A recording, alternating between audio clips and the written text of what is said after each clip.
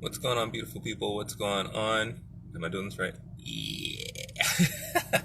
What's going on, beautiful people? Waiting for an order, so I got a little bit of time, so I'm gonna read. Real Artists Don't Starve by Jeff Goins. We're gonna jump right into it. We are continuing chapter 8, Practice in Public. So we're gonna read until our food order is ready, and we're picking up.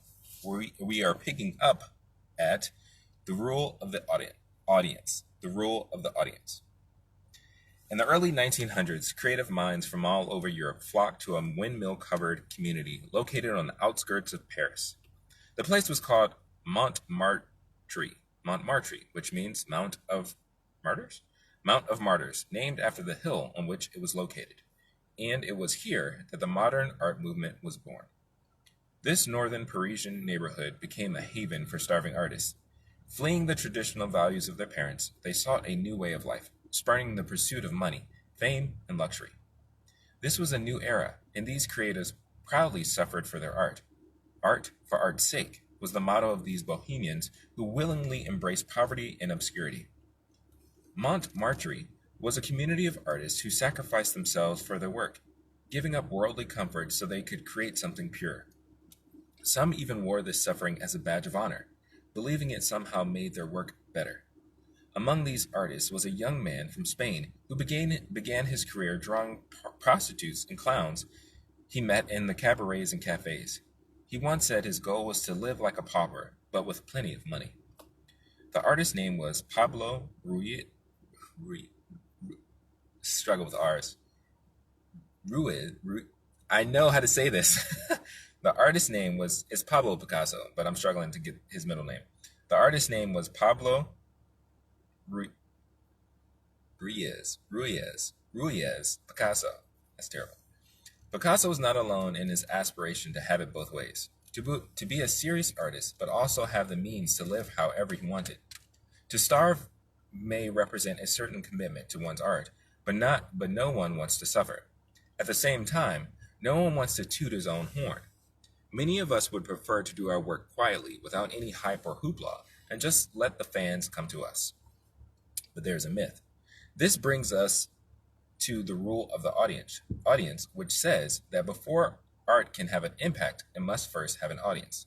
No one is exempt from this rule, not even Picasso. As a recent art school graduate, Picasso began his career in 1899 by meeting other artists in Barcelona at the local cafes and bars. Els Quatre Gats, a large cavern decorated with traditional Spanish tiles, was the place he frequented most often. Located in a narrow cobbled alley, tucked in between the high buildings in a less fashionable part of town, it was the perfect place for artists to gather and share their work. Picasso began visiting the tavern at age 17. He hosted his first exhibition there and made a poster that served as the restaurant's menu cover. Even as a teenager, he was putting his work on display for all to see. In 1900, Picasso decided to relocate to Paris, understanding the need to put his work in the places where opportunity was greatest. In 1905, he met the writer Gertrude Stein and offered to paint her. Soon the two were meeting daily, and Stein would later claim to have sat for 90 sessions with Picasso. An avid art collector, Stein championed his work for decades, helping Picasso get it in front of the right people. Thriving artists do more than bloom where they are planted. They put their work where it has the greatest potential to succeed. In Picasso's case, that meant sharing his work. Picasso was very good about giving his work to the right collectors, wrote Sue Hostetler, editor-in-chief of Art Basel, Miami Beach magazine. He was smart enough to see that during his time, the savviest collectors were in Paris, and he knew that if these collectors had his art, it would support the value. When Picasso offered to paint Gertrude Stein, he must have known how influential she was in the Parisian art scene. And the dedication he had to filling her home with his art, pick up. And the dedication he had to filling her home with his art, something she would boast about for years, was the perfect example of making his work findable. What launched Picasso's career, transitioning him from obscure artist to one of the most famous painters of the 20th century, was a willingness to put himself out there. He did not always reveal each step of his creative process, but practicing in public became a lifelong habit for the artist. While others were living in obscurity in Montmartre, he was planting his work where it had the greatest opportunity to flourish, and that's something we all can do. Performance is still practice. The comedian Chris Rock has a habit of showing up unannounced in small nightclubs. No one in the audience knows he's coming. They haven't bought a ticket to see him. They aren't even aware he will be performing. Then he takes the stage, and in front of an audience of 50 or so people, he goes through his 45-minute routine. With legal notepad in hand, Rock offers the material in an informal and unexaggerated voice, seeing which jokes connect and which ones fall flat. This is far from the polished, outlandish versions of Chris Rock we are used to seeing on TV comedy specials. Most of the jokes fail, and the audience is left feeling underwhelmed, and that's by design. When he's working on new material, Rock may do this 40 to 50 times in preparation for a big tour. At a small New Jersey club near his home, he'll randomly walk in, take the stage, and bomb. He's not doing his usual bits, but instead trying out new ones. Sometimes it goes so poorly that people get up and leave. Other times, they fold their arms or laugh at him, not with him. Why does he subject himself to such humiliation? Because Chris Rock didn't become Chris Rock by practicing his jokes in a dressing room. He did it by taking the stage and failing in front of a live audience. The same goes for Louis C.K. and Steve Martin. This was even how musician Beck Hansen began his career, performing for audiences who didn't want to hear a white kid singing folk songs in a rock and roll club.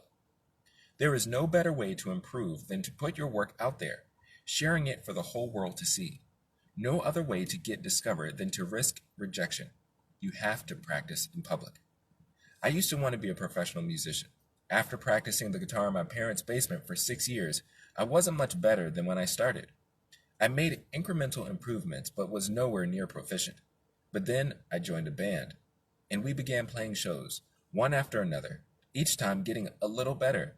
By the time I graduated college, I was on my 4th band and first major tour.